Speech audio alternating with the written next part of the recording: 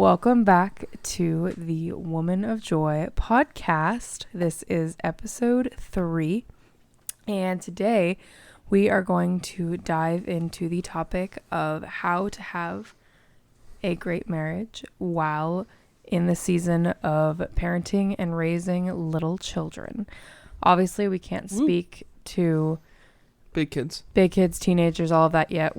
We are just sharing from what we are currently experiencing, which is raising little kids, babies, 3 and under. But those can be very trying times. They don't have to be, which is exactly why we're sharing stuff today to help you guys out. But it definitely takes more intentionality. But do you have anything to say? We don't know everything. Nope. Unfortunately. We never will. No, we won't. No, not at all. Yeah, no, we don't know everything, but we do, have learned somewhat some things. We've learned a trick or two. You know what I mean? Obviously, we don't know everything, but hey. And if we look tired during this episode, it's because we are. Our children took way too long to get to bed tonight. Yeah. So it's like 9:30 right now, which might not be late for you, but for us, it's late. It's not late, but it's I get nearing up at bedtime. I get up at like 5 something. Mm-hmm. But before we start any of this episode, we want to preface by saying that we don't want any of this to discourage any of you out there from having children, because children are a blessing. Mm-hmm. And we love our children, and we would encourage anyone and everyone to have children. So just because we're saying that you have to put in more effort and intentionality and things like that into your marriage when you are parenting small children does not mean that you shouldn't have children. So please don't take that away from this if you are somebody out there who does not yet have children. Children are wonderful and amazing and enrich your life in so many ways. So I'm going to just leave it at that. But yes, I would also agree. Yes. There are life lessons that will never be learned unless you have kids. This is true. And like values and disciplines that you'll never learn unless you have children. Mm-hmm. And so it's like, I know people that don't want to have kids, and I'm like, you'll never learn those lessons unless you have children. I say all the time, it is a beautifully stretching time. Beautiful because it shows you things that you need to work on in yourself, which is something that we always need to be doing. And so just diving into this, this is something that we are always continuing to work on. If you follow me on Instagram, plug, Diana.braughler. Nice. I always say that you have to continue to water your marriage garden, which sounds corny, but that's basically what it is. Like, you're letting it not get dry. You are continuing to pour water onto it and to tend to it and to pull out the weeds so that your garden is strong. So we have just some practical steps and tips for you guys today. We have 7 of them, and we are just going to dive into that so that all you who are listening out there, whether you are married or not married, you just have these tips in place for when you enter this season. Because when you have little kids, especially 3 and under, this time can be very hard, demanding of you, because yes, little children require a lot to be taken care of, and a lot of that they can't do on their own. So in this time, it can be very easy to try to step into that, like, what people refer to as the roommate phase, where it's like you're passing ships, you're just mom and dad, whatever, you want to put there. It can be easy to fall into that if you're not trying. So we're just going to dive in right now. And I know I've said that a bunch of times, so we're going to do it now. And the first practical step that we have is to set aside time to communicate. Do you want to talk about how we do that? Yeah. So on Mondays, we call it Marriage Mondays. Super creative. We call it Marriage Mondays, and we have a journal that we do. It's just a small little journal that takes like, I don't know, like let me go get it. 2 minutes. Look at you. walking around our house, all beautiful and such. Here it is. Yeah. So we do this journal. It's called the Marriage Journal. It's by Audrey and Jeremy Roloff, and this is our It's not a plug, but 4th or 5th edition. it's not a plug. But hey, no, No, seriously. it's not a plug at all. You found it about 8 months into our marriage, I think. 2018. And yeah, about 8 months into our marriage.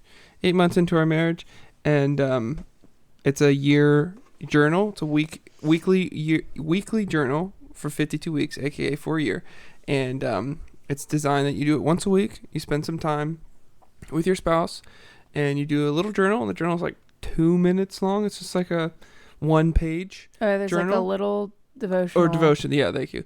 A little devotion, and then there's just like a overview of like what's going on during the week, so like we're all on the same page. And then there's like a little devotional of like 6 questions, and then there's 2 monthly questions. But like in there, it forces you to communicate. It gives you open-ended questions to really communicate to each other things that were hard, things that were easy, things that brought you brought you joy, things that were very difficult throughout the week, any sins that you're holding against each other, anger or resentment towards each other, and then it goes further into the 2 monthly questions of like, hey, how is our money doing?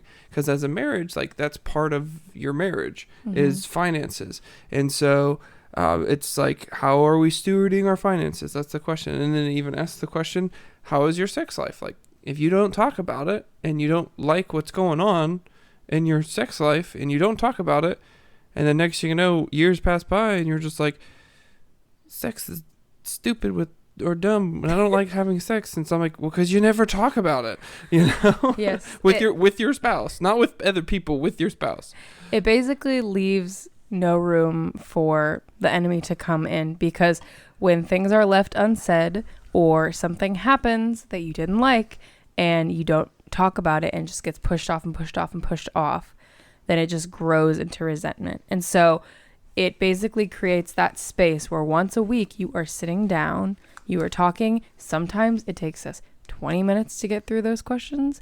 Sometimes it takes us 2 hours to get through those questions. The goal of it is to just set that time aside every single week, and so that things are not sliding under the rug. So that's the first one. And that may look different for you. For us, it's Mondays. For you, it could be Saturday mornings. It could be literally any time. Just the goal is to pick a time. And some weeks we have something going on Monday and we do it a different day, or it just gets skipped. So don't let this become a legalistic thing, but it is something that should be happening regularly, is setting aside time to talk to each other about anything and everything. And it doesn't always have to be serious either. No. But it helps us, like, not to put it in super plain terms, but it helps us live with each other. like being able to communicate those things helps us to live with each other. It's like maintenance. Yeah, it is. It's like, like there are times we're going to get frustrated at each other. There's times things are going to happen, or something wasn't handled correctly, or yada, yada, yada. And if you never have this opportunity to talk about it, like you said, it's going to be swept under the rug, and then it's just going to explode. It's going to fester. Or weeds are going to grow in the garden, and no one's, fester. It's going to fester like a zit. Till it pops. Sure, yeah. That's so gross. Not where I was thinking at all.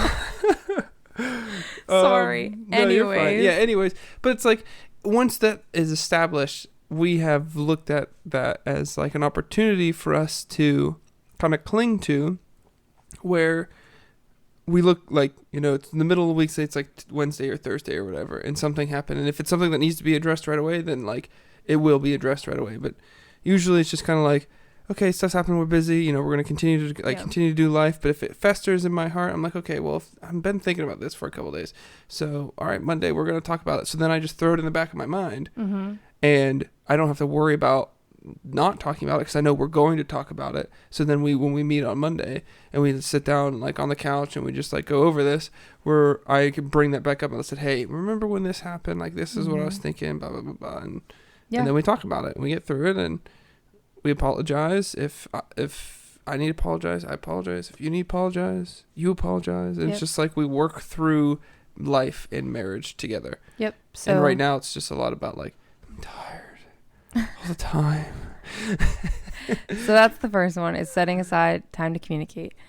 Now, the next one that we're going to go into is a little bit spicy. So if you have little ears around, I would encourage you to either put some headphones in or maybe pause this and come back to it later.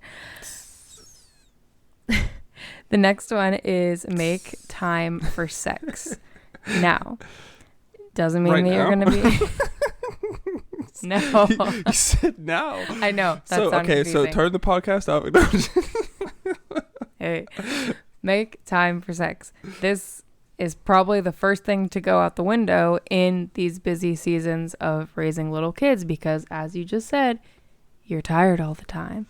And even though it's just something that kind of comes with the territory, I know a lot of times the stigma falls on women where it's just like, I'm tired, I'm this, and which fair, but this is a team effort. And so this is something that I'm just going to speak to my part and you can speak to your part. For me, at first, like, it can be very easy when you're caring for little kids to just be like, okay, I'm tired and I need to prioritize sleep over us having sex. And while, yes, you should prioritize sleep, you shouldn't prioritize it to the point where that becomes almost an idol and gets in the way of you growing your marriage. Because I can say with confidence that after having that mindset and then moving into the mindset of, well, my marriage is more important, that I can say now with confidence that I would choose to lose sleep to grow closer with you. Mm-hmm. And so obviously everybody's situation is different. And if you're having like 2 hours of sleep a night, obviously like you need to be getting more sleep. But I think a lot of times we try to set this aspect of our marriage aside because it might not be the way that we receive love. Like if you're not somebody that's super into physical touch, or if you're a mom and you say, oh, you're touched out or whatever, I get that. But there's also an aspect to it of just laying down yourself and your desire, because you can speak to this. Husbands feel very, in the same way that a wife feels emotionally connected to her husband when he listens to her and talks to her and takes care of her heart, a husband feels very emotionally connected to his wife when she is physically intimate with him. And so a lot of times this is a choice, and we're not always going to feel like having sex. But it's something that I do encourage you to choose. And granted, that doesn't mean that you're going to be doing it all the time, but once a month is not enough. I'm going to say that right now. No, it's not. I would agree. And to all the men in the room, they would also agree. Which is just me. Now you tell your side. No, it's very true. You have to make time for sex and for each other. One of the things, like you hit the nail on the head with that whole conversation there. And one of the things that I want to bring to the table here is that in the aspect of making time for sex is there are those days and weeks that like your stuff happens, kids, you can't make it work. Like I understand that there are those times. However, that I know, and maybe I'm wrong in saying this, but from my perspective, I know that that's not every single day, and that you can make time to be intimate with your spouse, which is so important, which means you have to let go of something else, potentially something else that you may enjoy that's less important than your spouse. So if you go to the gym all the time, which I do, I love going to the gym. Depending on like what's going on, I may have to sacrifice that time because I need to go to go have sex with my spouse because that's more important. Like if you go to a group or this or that, and you might have to skip 1 week or skip there because that might be the only time for you to be able to do it. Like there are things in your life that are important, but not as more important as your spouse. And if you can't make time to do that, get rid of something that opens up more time so you can. Yeah. You know what I mean? And that's just like you really have to make time for it. Like if it doesn't work for you after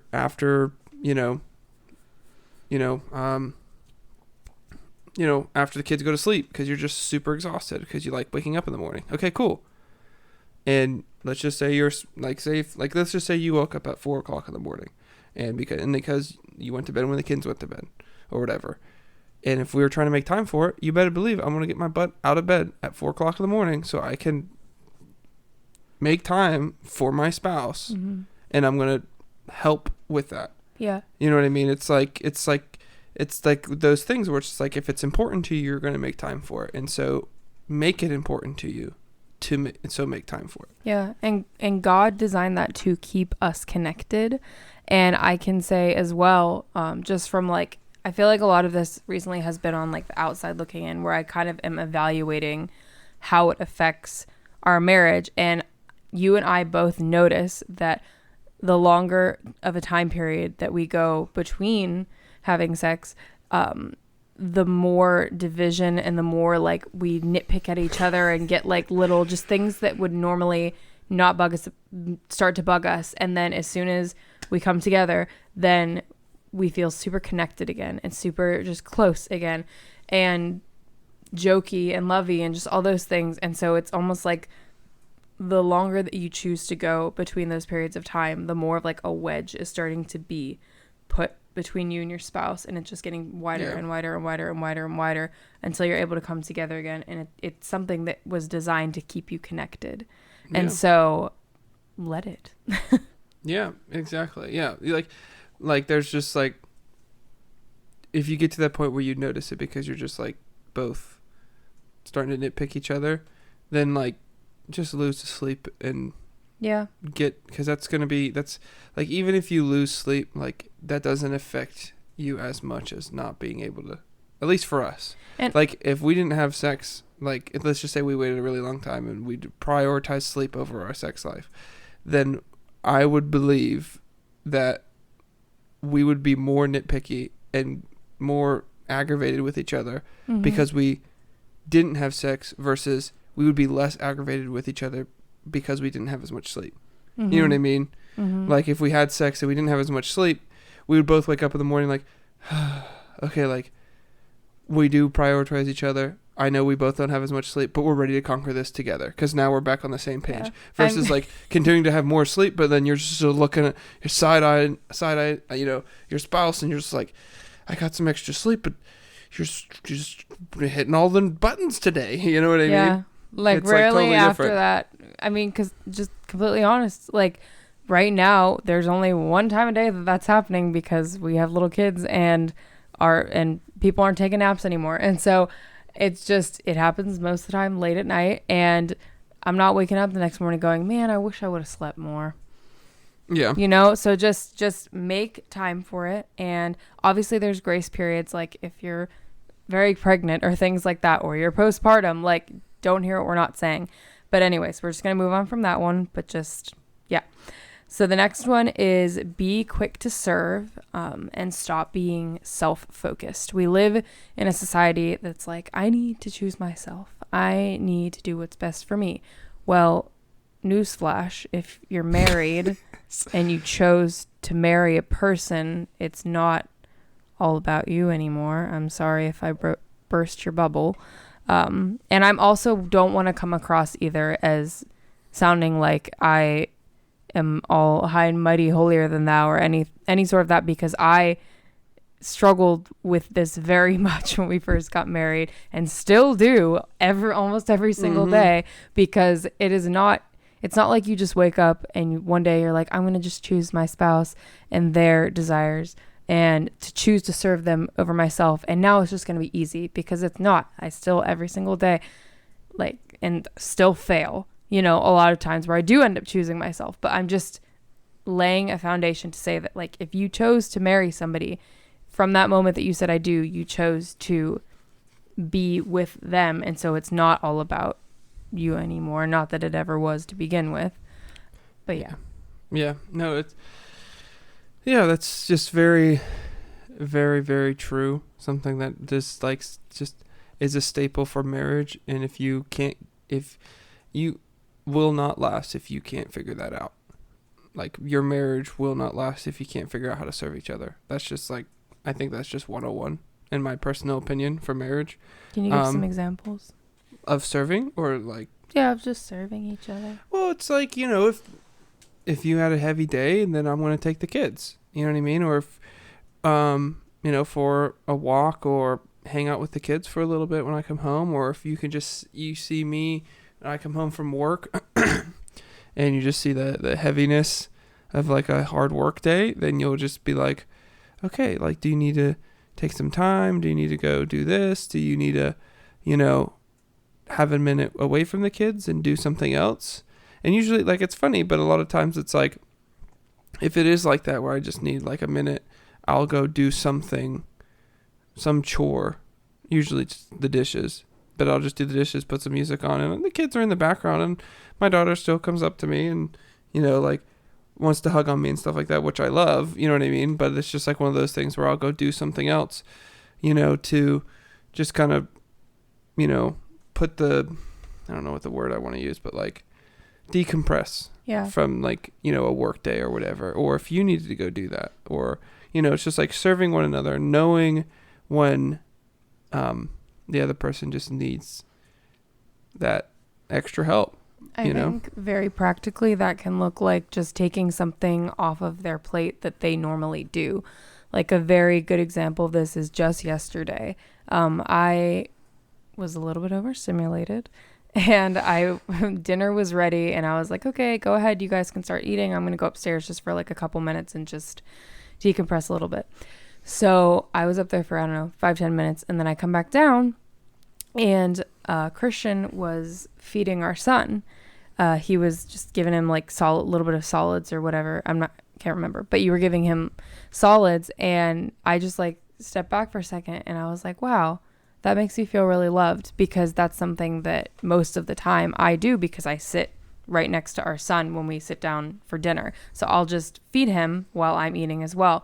So for me to have come down and see not only that he was feeding my son, but that our son, sorry, but that he had not actually eaten any dinner yet himself because he was waiting for me to come back down. That was something that was seemingly very little, but made a very big impact.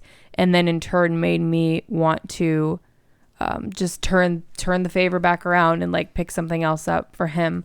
And so it doesn't have to be grand gestures, but it can be something as little as doing something that they are normally expected to do.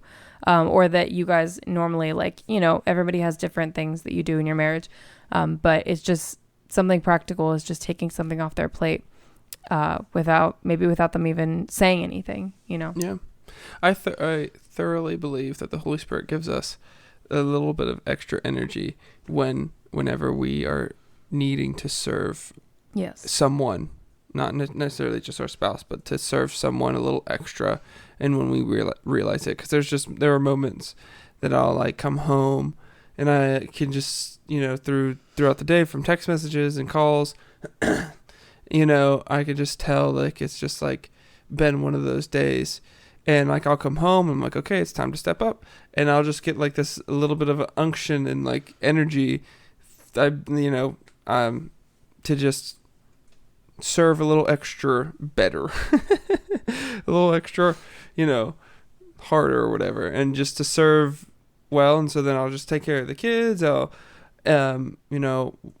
watch whatever's going on with the kids, and then even to the point where like if I had to, because it's been one of those days, I'll make dinner and I'll do the dishes and I'll do that, just because it's just like I just know it's been one of those days. And it's like you will be thankful that I just took a huge load of like stuff off of your plate. But I thoroughly believe that the Holy Spirit gives me strength in those moments to like really step up and serve. And and a final note to that, I even encourage you that even if you aren't seeing your spouse do that for you, be the one to start. It's not necessarily something that it's like, oh, well, I'm going to do this just because you did this. It's something that you choose to do regardless of if they return the favor. And obviously it's frustrating when it's not returned, but Jesus calls us to serve, period. And so even if they're not doing what you would expect them to do, And also let your spouse serve you in the way. Obviously, you can offer suggestions, because sometimes a good example of this was when I was freshly postpartum with our son. The one day Christian came home, and though his way that he thought he was helping was going to go do the dishes. And I kept saying, no, I'll do the dishes. I'll do the dishes. And then finally I had to look him in the eye and say, I would love nothing more right now than to do the dishes. Because for me, that was a second where I could go put my headphones in and just kind of like zone out for a second. And so obviously I'm not saying don't communicate what would be helpful in serving, but don't nag about it, in the sense that if they're trying to do a nice thing, don't just be like, well, that's not what I wanted you to do. Like, be thankful for it, and then in the future be like, that was super nice, but maybe this would help me out better. Like, always approach it with grace. So that's where I'll leave that. The next point is stop keeping score. I'll start on this one and then I'll toss it off to you. But this was a huge one for me whenever we first had our daughter, because I'm the one that stays home. I know exactly what you're talking about. Yes, I'm the one that stays home with her. And that's something that I chose and wanted to do.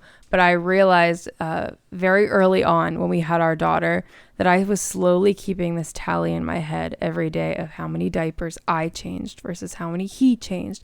Even it got to the point where how many hours a day I spent with her versus how many hours a day he spent with her. And that is poison to your marriage. That will so quickly grow resentment in your heart towards your spouse, and you just can't do that, because I know that society projects that you try to make it 50-50, and sometimes it is, but most times it's not 50-50. And so something I had to do was just step back and be like, well, hold on. The reason why I'm with her more often and changing more diapers is because I'm home with her, because that's what I chose. Mm-hmm. He's providing in a different way. Because he's making the money, he's doing the bills, he's doing all that kind of stuff. And so there is just no point in trying to keep score of what you're doing versus what they're doing, because you're both contributing things, and some things you might not even see that they're contributing. And so just don't do that, because like I said, that is poison to your marriage. Mm-hmm. Yeah, no, definitely. Because if you're just trying to like weigh the difference of like what someone brings in versus what somebody else does or brings in, then you can just, you can get so angry at each other so quickly and be so snappy. So bitter. Yeah, so snappy, so bitter at each other, and can just absolutely wreck all the other aspects of your marriage just because think you're better than your spouse or whatever. Comparison and even all with that stuff. Social media, like, I mean, how many people do you see where they're like, oh, well, their husband or their spouse does this. Oh, I wish my husband did that. And it's like, but that person's husband is not your husband, and his strengths are different than that person's strengths. And so that was like one post and or a 30-second clip of them doing that. Right. You know what I mean? Which most of them are aware that there's a camera on them, so they will do something to, the best way that they know how. So also just be careful of that, of letting social media make this tally in your head of the things that you wish that your spouse would do that you saw somebody else do online. Yeah. So, yeah. Don't keep score. And do you want to talk a little bit about the next one, which is prioritizing date nights or dates in general? Yes. Something that we didn't really do much when our daughter was born was like schedule out dates. It was kind of just like left up to like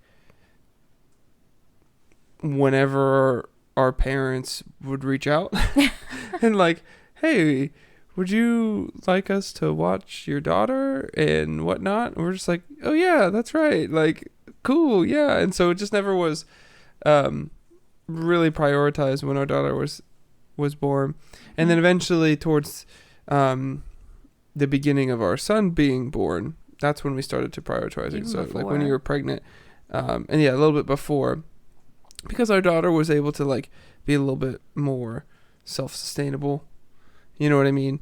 And so it was easier to have someone watch her because like she wasn't breastfeeding anymore. She was eating, snacks and 3 square meals a day, and it was just like easy for someone to watch her because then, they could just watch one kid. You know what I mean?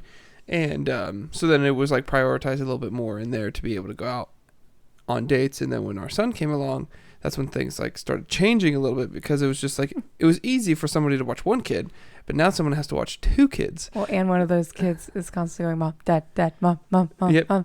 Yep. And so it's like prioritizing dates was a little bit more difficult, because it was like before we had 2 kids, it was just like, oh yeah, like we can kind of just go on dates because anybody would kind of watch her. Now it's just like we actually have to like schedule out when someone can watch our kids so that we can go out on dates. And so we have to schedule out like weeks or months in advance. Usually weeks, month potentially in advance. Well, we're planning on going on a vacation next year for just, It's in the works. It's in the works, so we're trying to plan it, but that's like a year in advance to plan this out. You know what I mean? So, but it all kind of started. Sorry, did you have any more? No, go ahead. It all kind of started back in the beginning of 2023, which was like right when I found out that I was pregnant with our son. We had a goal that year of trying to do 2 date nights a month, or 2 dates a month. And so we were very intentional about planning those. And we both have our parents that live around. So we would do like one date with one set of grandparents and another date with another set of grandparents. And so I feel like we tried to lay that groundwork so that by the time our son did come along, we kind of had that already established, so that it would be something we would still continue to try and do. And granted, like, do what works for the season that you're in. Whenever our son was born, we brought him on dates with us for probably the first 4 months of his life. And that's just what we had to do. Some seasons we had a lot less spending money to be able to go on a date. So we would, do something really cheap, or we would just be at home, or you got to do what you got to do. If you don't have help around after the kids go to bed, like, just do what works for you, and don't make money or time or help a reason that you don't date each other. And so, I mean, there's so many free things you can do, walks, whatever. Just let the time be a time to have fun. And one thing that we've been doing a lot lately, because our go-to used to be just like dinner and a movie, because we loved that. But now that we have 2, and it's a little bit harder to communicate intentionally throughout the day, a lot of our dates look like us doing things that we don't normally have time to do now that we parent too. So we'll try to do an experience, or we went to a comedy show of one of our favorite Christian comedians, or we actually did go see a movie recently, but we like walked around the mall, and it was fun to shop because we didn't have to like push a stroller or anything like that. So just let it change and evolve as your relationship changes and evolves. Yeah. Or even have somebody watch the kids so we could clean the house. Yeah. That can feel like a date. Which was like, hey, we're going to go clean the house, and we're going to take some garbage out. We're going to take, give away some things. And then we're going to go. Valentine's Day? I think so. Yeah. We got Krispy Kreme and came back and organized our closet. It was awesome. Like, it was a fun date because like we got something done that we both really wanted to get done, which was organize our clothes in our closet. And then we also celebrated by getting Krispy Kreme, and then we watched a movie that night. Yeah. We rented a movie off of like, whatever, which is, if you want to go to the movies, but you can't because it's super expensive, because popcorn is literally like $20,000 to just buy a single kernel. Besides the point. Because it's expensive to go to the movies.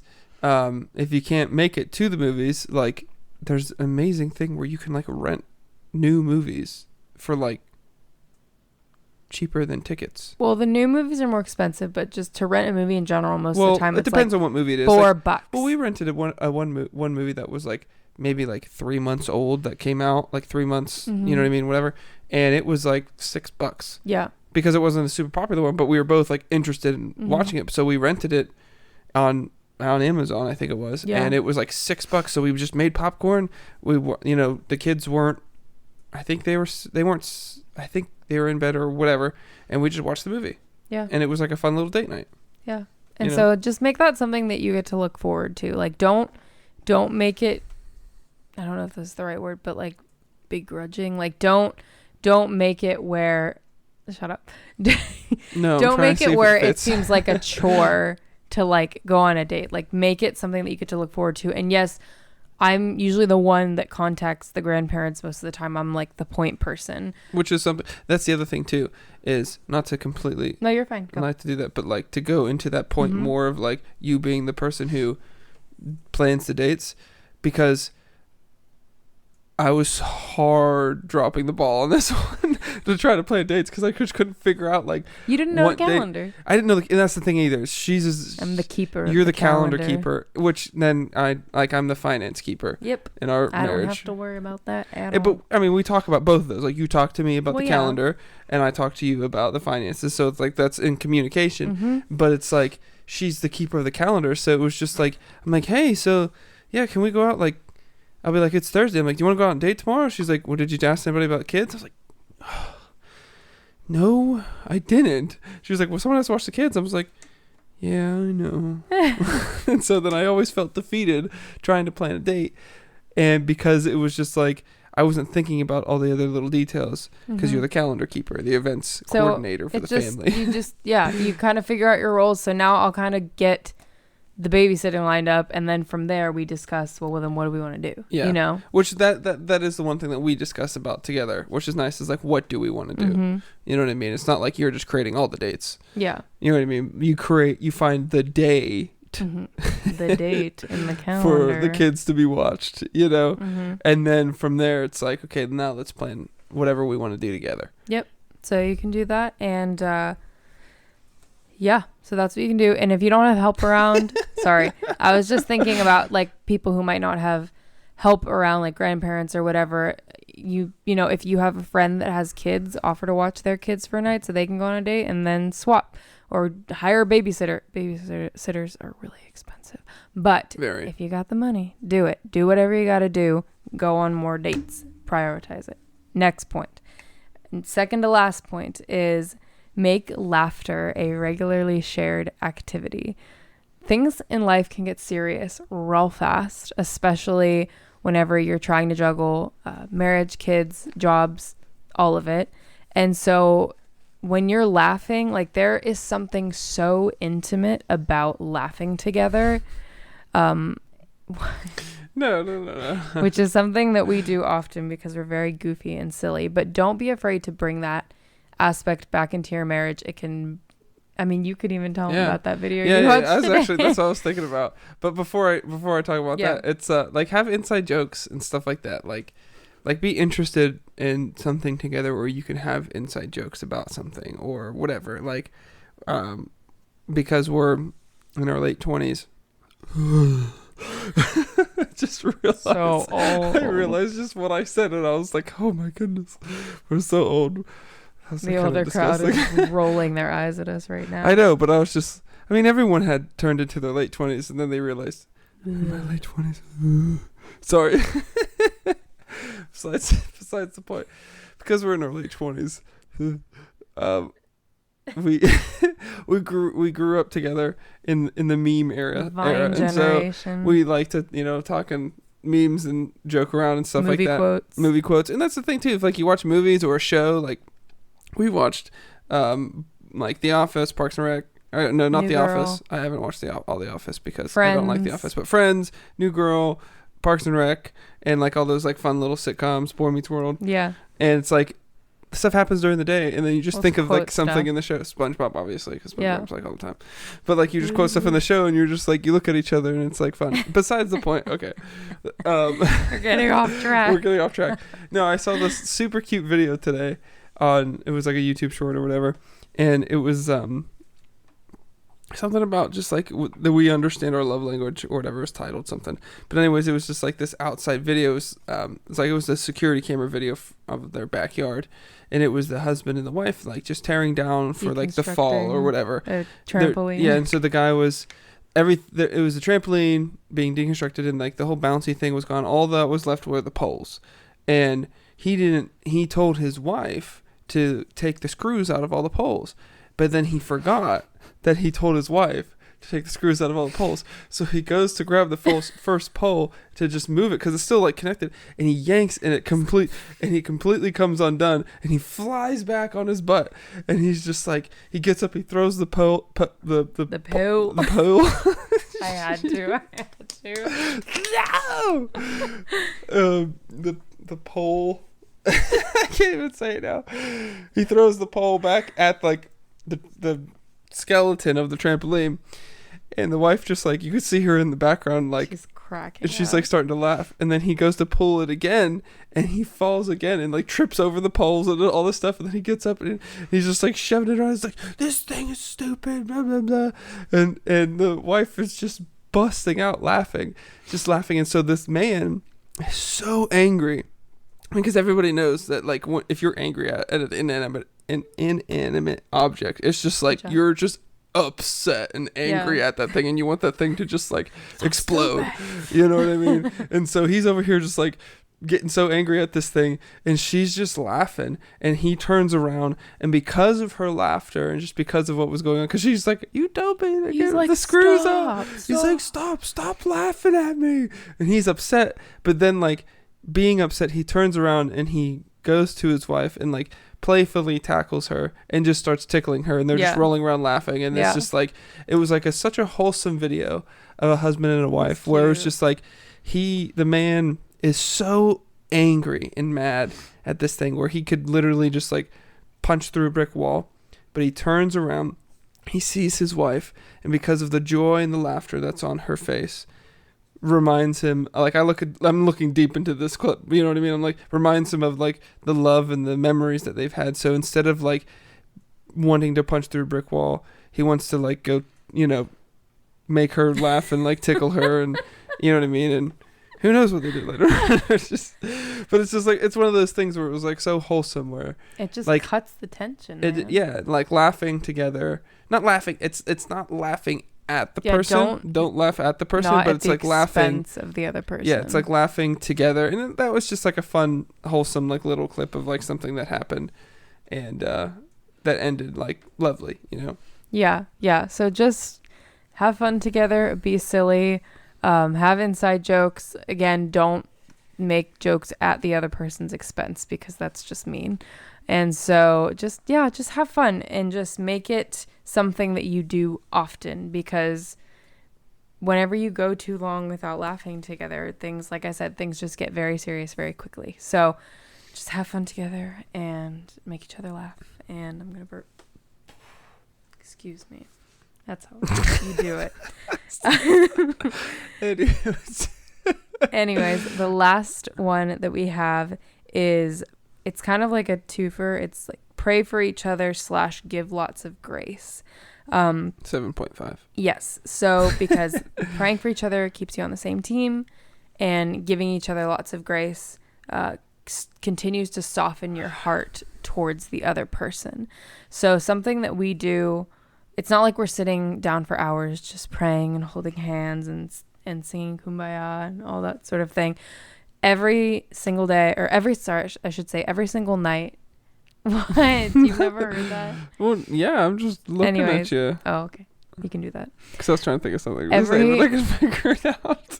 Every single night before bed, we just do a short prayer for each other, and just to kind of together, to just end the night together. And this literally that started on our wedding night. Like, you started praying for me, and so that is something that has just continued on as we've been married. And then it's just a little 30-second prayer, but it's just something that keeps us unified. And then every Monday when we do our marriage journal, the last question is, how can I pray for you this week? And so then that's where you can get kind of more specific. And obviously just the day-to-day of just, hey, this is going on, can you pray for me? You know, that and the other thing. And so, sorry, it's getting late. Yeah, it is. Do you have anything to add to the prayer thing?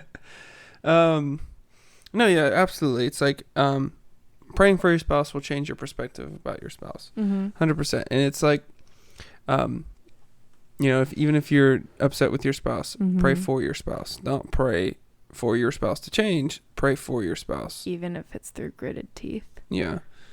like, I can't believe it. She would do something like that to me. Mm-hmm. But I'm going to pray for her.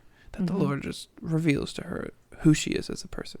Or Not, dear Jesus, I pray that she understands what she did because she was in the wrong and I was in the right. No, don't do that.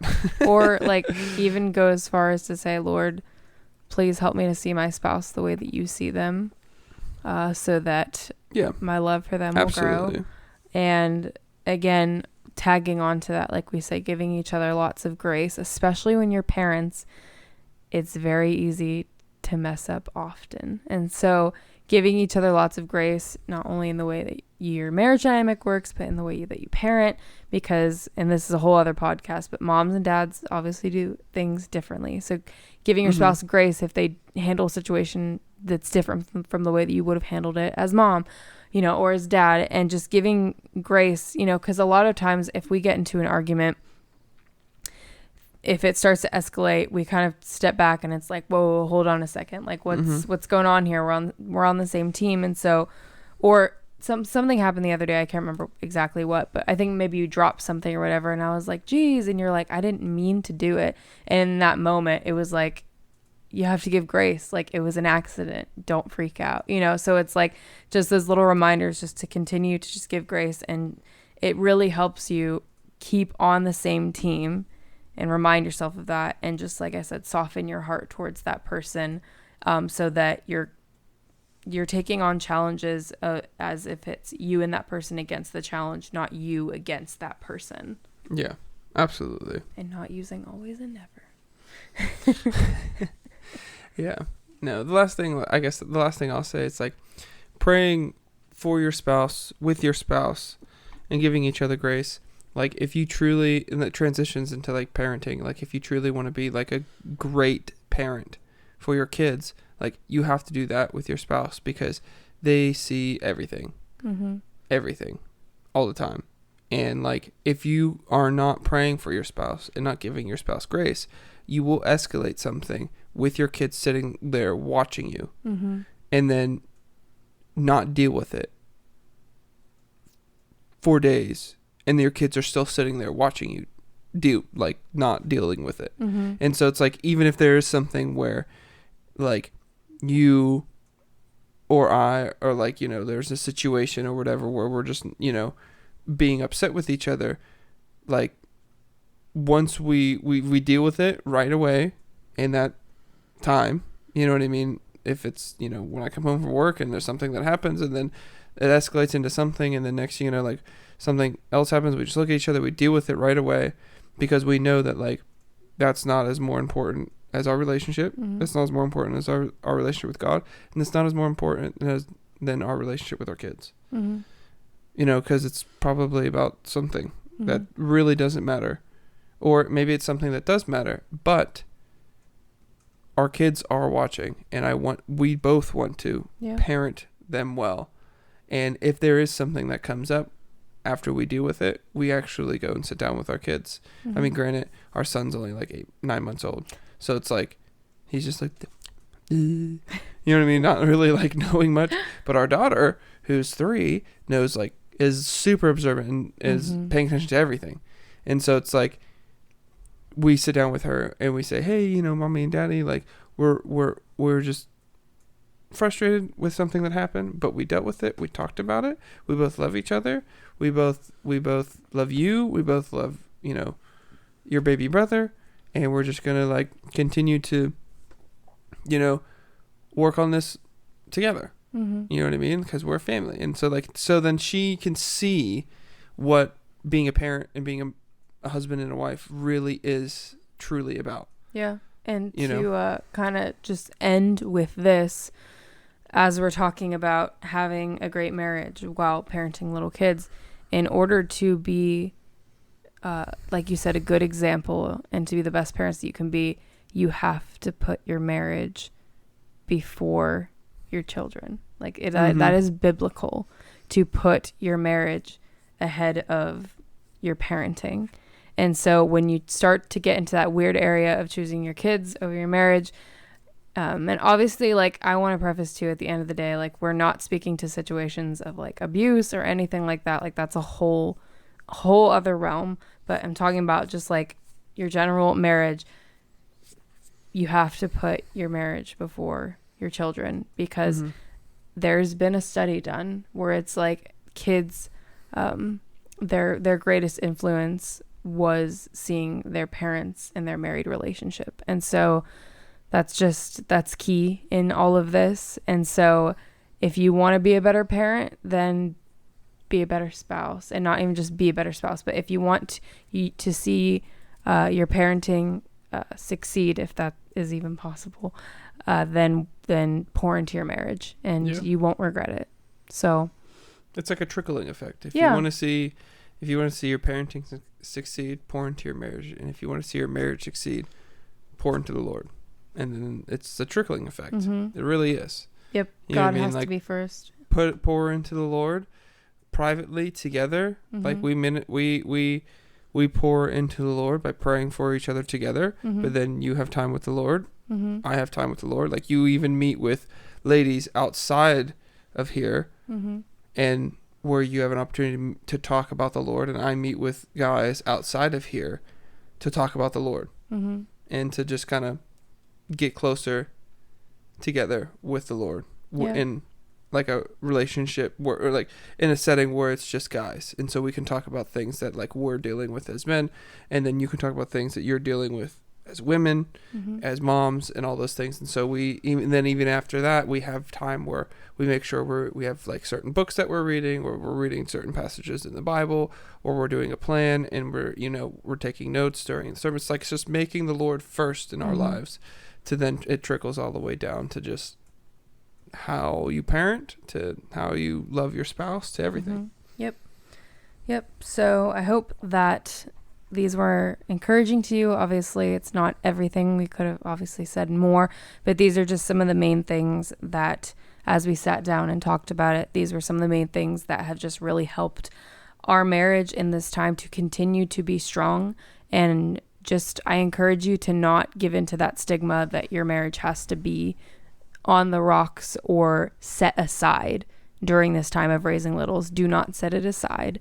And so we just, hopefully that this encouraged you guys. And so we are going to pray out. Do you want me to pray? Sure. Okay. Dear Jesus, we just thank you so much for this time. I thank you for every single person that is listening or watching.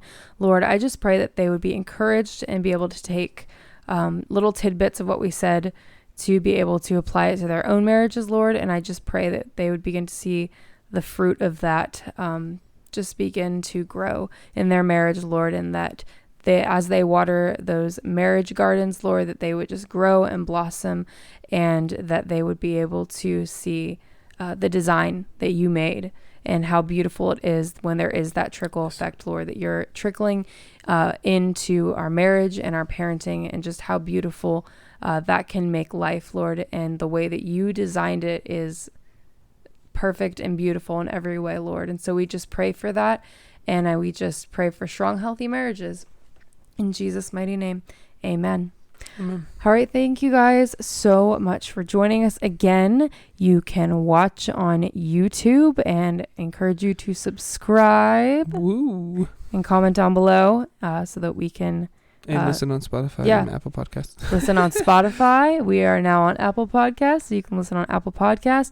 And I encourage you as well to leave a review for us on Spotify and Apple Podcasts, so that more people can see the podcast, and it can go out to more people. So YouTube, Spotify, Apple Podcasts. Thanks so much, guys. We love you so much, and we hope that you have an amazing day. See you in the next episode. Peace. We're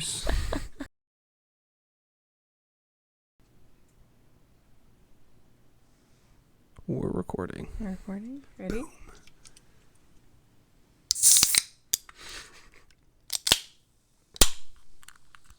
Little ASMR for you. No. It was... I am so sorry to every single person that just listened to that. Oh, this is bad. I'm so sorry. I wasn't trying to do that at all. But I just realized that these are very carbonated. Now I gotta take a sip. All right. You won't burp. No. Because you're a I'm a lady. lady. Okay. All right.